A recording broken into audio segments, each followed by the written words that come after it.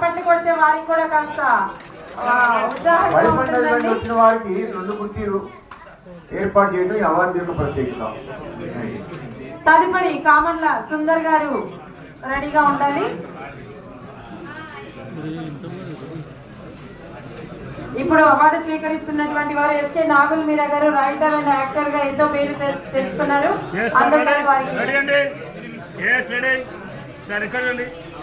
తదుపరి అవార్డు గ్రహీత కామన్ల సుందర్ గారిని వేదిక మీదికి సగౌరవంగా ఆహ్వానిస్తున్నాం.